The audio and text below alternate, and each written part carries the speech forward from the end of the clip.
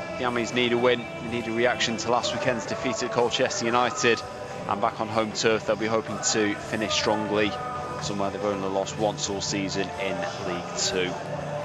Robbie McAnuff, the interim manager at Leyton Orient, on the touchline today.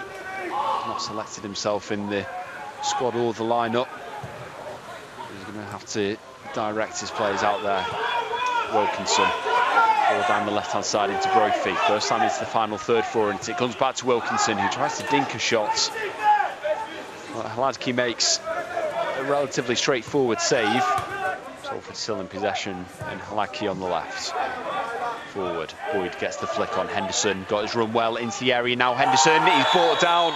Penalty for Salford. Dan happy just late as Henderson had rounded him. And Salford have a chance from 12 yards. And Ian Henderson gives the ball to George Boyd. Yet to score for Salford, the former Peterborough man. And Ian Henderson, having missed 3 this season, gives the ball over. His first start since November for George Boyd. He's never had a club spell without scoring a goal, and he's still going to have to wait as Vigouroux gets a hand to it. Gotts' cross into the middle, put behind by Widdowson. And Salford from the penalty spot, still having no luck. It's a huge moment in the game. Boyd, no more luck than Henderson, as you said, goes low and to the keeper's left. It's a fantastic save from Vigouroux, the goalkeeper, I have to say.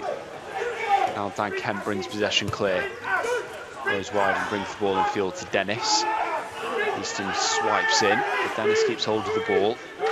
Now looking out to the right-hand side. Brophy, attacking for Orient, comes in. Still going a long way with it onto his left foot. Hits the shot, Hladký saves. And he reacts as well to keep it away from Connor Wilkinson.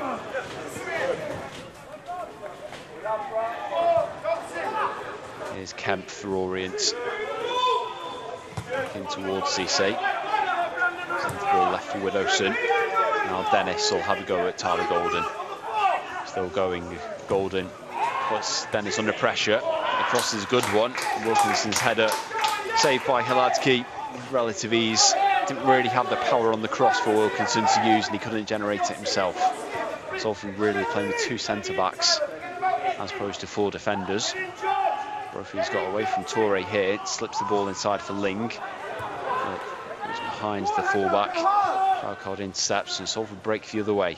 Henderson gets inside of Cipriano, square across for Robbie Gotts, who's got space as he drives forward, a couple of touches, hits it low, finds the bottom corner and gives Salford City the lead. Robbie Gotts with his 3rd goal of the season, puts Salford City ahead from outside the area.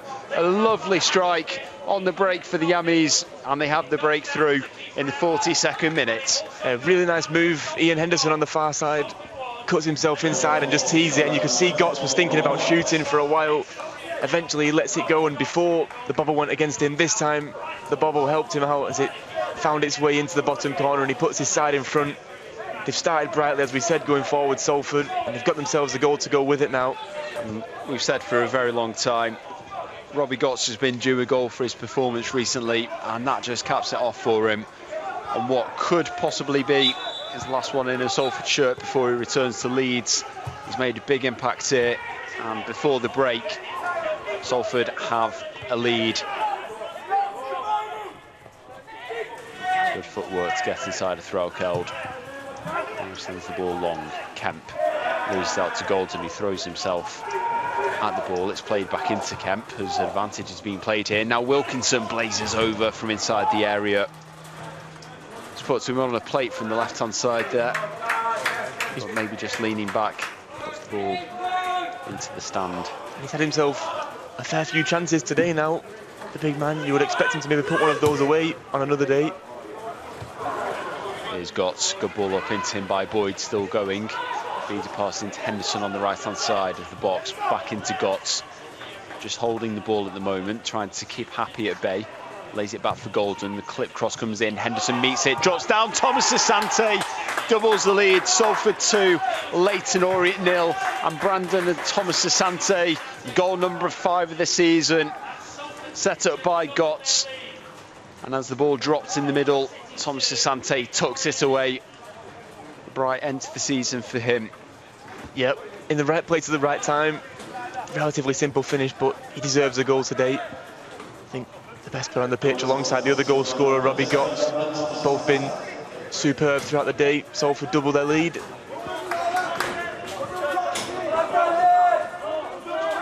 I think everybody involved in leagues, in clubs, players, staff, volunteers, and of course the supporters for the loyalty. Everyone has to be commended on coming through. Of course, there is light at the end of the tunnel with this pandemic.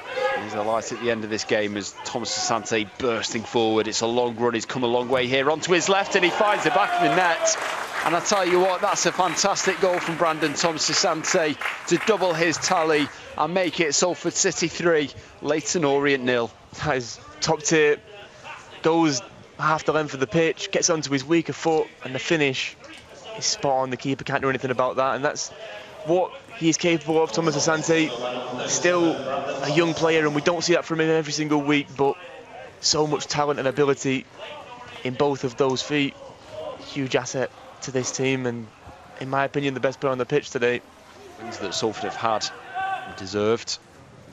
They've been thorough, they've been very good in. You know, the highlights coming, the likes of Cambridge winning 4-1 here, but results the other way have been in trouble as Thomas-Asante 1-on-1 for the hat-trick. Vigouroux makes a save. Henderson now on the left-hand side. It came at an awkward height and he slices it over the bar.